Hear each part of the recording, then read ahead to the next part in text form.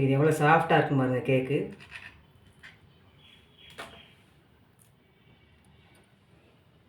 இங்கே கீழேலாம் இந்த ஹனி நல்லா ஊறி இருக்குது, மேலே ஜாம் தடவி ஸ்பாஞ்ச் மாதிரி இருக்கு பாருங்க கேக்.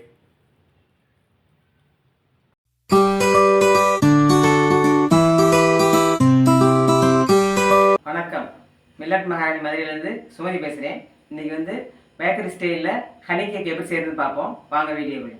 ஹனி கேக் செய்கிறதுக்கு தேவையான பொருட்கள் வந்து 1 கப் மைதா மாவுக்கு 3/4 கப் பால், 3/4 கப் பவுடர் சுகர், 3/4 கப் பால் பவுட்ரு, கொஞ்சம் டெசிகேட்டட் கோகோனட்டு, சுகர் சிரப்புக்கு கொஞ்சம் ஒரு 2 டேபிள் ஸ்பூன் எடுத்து வச்சுருக்கேன், mixed fruit jam, baking powder, baking soda, அப்புறம் வாசனை இல்லாத எண்ணெய் வந்து ஒரு 1/2 கப்பு, அப்புறம் 1 spoon vanilla essence. Honey cake செய்ய போகிறேன் முட்டை இல்லாமல். அதுக்கு வந்து 3/4 கப் பால் ஊற்றிக்கிறேன். அதுலேயே 3/4 கப் பவுடர் சுகர் அதையும் சேர்த்து நல்லா கலந்துக்கிடுவோம். ஜல்லி வச்சு அதில் வந்து மைதா மாவை இதிலேயே சளிச்சு விட்டுக்கிடுவோம். 3/4 கப் பால் பவுடரையும் சேர்த்துக்கிறேன். Baking powder 1/2 spoon, baking soda 1/2 spoon வச்சுக்கிடுவோம். இதை நல்லா கலந்துக்கிடுவோம், கட்டி இல்லாமல் கலந்துக்கிடுவோம். இப்போ இதிலேயே வாசனை இல்லாத எண்ணெய் வந்து ஒரு 1/2 கப்புக்கும் கொஞ்சம் கம்மியாக சேர்த்துக்கிறேன், கலந்துக்கிடணும். இதுலேயே ஒரு 1/2 ஸ்பூனு வெனிலா எசன்ஸ் ஊற்றிக்கிறேன். ஒரு 2-3 ட்ராப்ஸ் கூட போதும். லைட்டாக ஒரு பிஞ்சு சால்ட்டு போட்டுக்கணும், இல்லாட்டி 1/2 பிஞ்சை விட கொஞ்சம் கம்மியாக போட்டு இதையும் நல்லா கலந்துக்கிடுவோம். கேக்குக்கு வந்து இட்லி பாத்திரத்தெல்லாம் வேக வைக்க போகிறோம். கப்பில் வச்சு இது தண்ணி ஊற்றிருக்கேன், இது கொதிக்கட்டும்.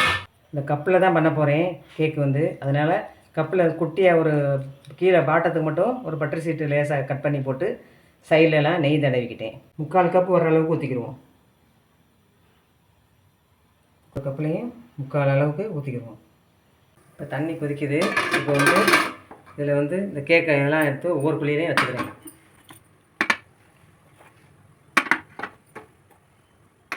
தண்ணி நல்லா கொதிக்குது. இப்போ வந்து லோ ஃப்ளேம்லேயே இருக்கணும். இது ஒரு 20 நிமிஷம் ஆகும். சுகர் சிரப்பு கொஞ்சம் ரெடி பண்ணிக்கணும் ஹனி கேக்கு.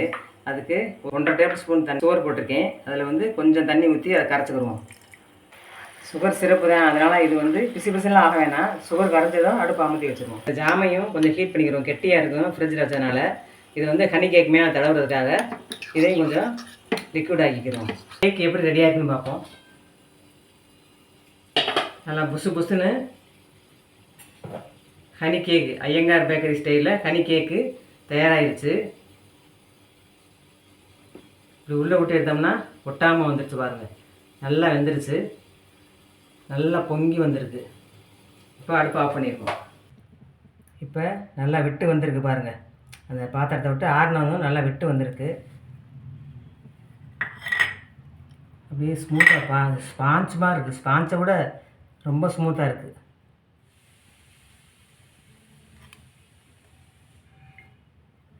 நல்லா வந்திருக்கு. எக் இல்லாமல் ஐயங்கார் பேக்கரி ஸ்டைலில் ஹனி கேக்கு. ஹனி கேக் கிடைக்கணும்ல, அதுக்காக இந்த கப்புகளில் கொஞ்சம் கொஞ்சம் சுகர் சிரப் ஊற்றுறேன். அதுக்குள்ளே இந்த கேக்கை வச்சாதான் அந்த சுகர் சிரப்பு அதில் நல்லா பட்டு கொஞ்சம் நல்லா மாய்ஸ்டர் ஆகும் நல்லா. இப்போ மேலே கொஞ்சம் சுகர் சிரப் ஊற்றிக்கிடுவோம்.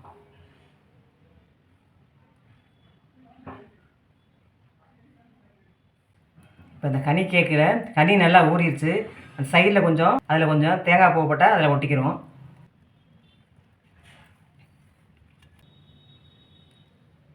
மிக்சர் ஃப்ரூட் ஜாமை வந்து லேசாக மெல்ட் பண்ணி அப்படியே தடைக்கிறோம். அப்படிதான்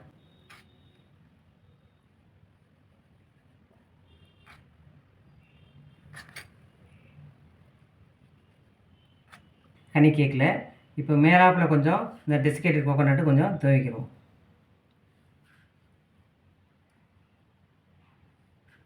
ஒரே ஜூஸியாக டேஸ்டியாக ஹனி கேக்கு ரெடி ஆயிடுச்சு.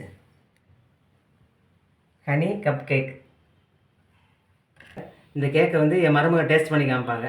சாஃப்டான ஹனி கேக்கு, முட்டை இல்லாமல் அவன் இல்லாமல் இட்லி சட்டியில் வச்சு பண்ணியிருக்காங்க. ஸ்பாஞ்ச் மாதிரி சாஃப்டாக இருக்குது. சொல்ல வார்த்தையில் அவ்வளோ டேஸ்ட்டாக தித்திப்பாக இருக்குது. ஐயங்கார் பேக்கரியில் போய் எப்படி சாப்பிடுவோமோ அதே ஃப்ளேவர் இங்கே நம்ம வீட்டில் பண்ணியிருக்காங்க.